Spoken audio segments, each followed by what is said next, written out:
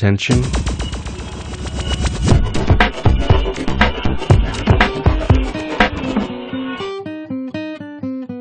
Été, drogue et rock'n'roll. Les vacances d'été sont des périodes propices pour faire la fête et, pour les jeunes, une fête réussie passe bien souvent par la consommation de substances psychoactives. 42% d'entre eux reconnaissent avoir fumé du cannabis et 7% se définissent comme des consommateurs réguliers. D'autres drogues sont également prisées, comme l'ecstasy et la cocaïne.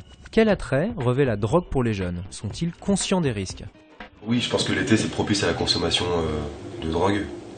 Parce qu'on est en vacances, parce qu'on est entre potes, parce qu'on part en vacances pour la première fois sans les parents et qu'on a envie de tester, qu'on a le temps et qu'il n'y a pas l'école le lendemain et que... Ouais. Le milieu des discothèques, la cocaïne ça y va mais à kilo, les jeunes ils rentrent de plus en plus tôt en boîte, ils ont envie de découvrir des choses de plus en plus tôt, ils boivent de plus en plus tôt, ils fument de plus en plus tôt. Moi je consommais que du cannabis et j'en consomme régulièrement, tous les jours presque. J'aime le goût que ça a, j'aime fumer.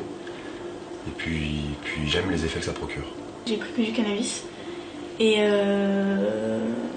en période de cours, non, quand même, je fume pas trop parce que je sais que j'aurais du mal à assumer quand même après.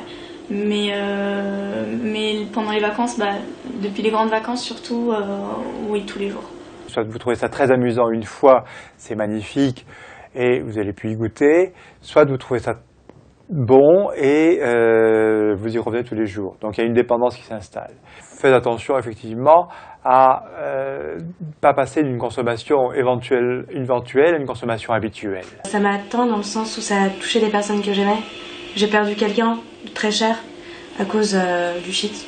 Ça a déclenché une schizophrénie chez cette personne. Et elle s'est suicidée. J'ai des amis qui continuent et qui ont du mal professionnellement parce qu'ils sont incapables de tenir des horaires, ils ont des problèmes de concentration. J'ai un ou deux amis qui ont quand même été faire des séjours en hôpital psychiatrique. La drogue, quelque part, elle intervient dans le cerveau et elle va pas permettre au cerveau de fonctionner normalement.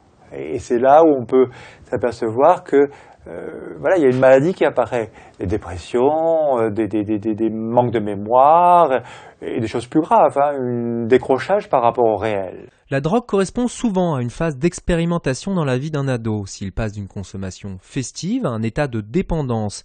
Sachez que le médecin traitant est un interlocuteur privilégié pour évaluer la consommation ou l'orienter vers une structure adaptée.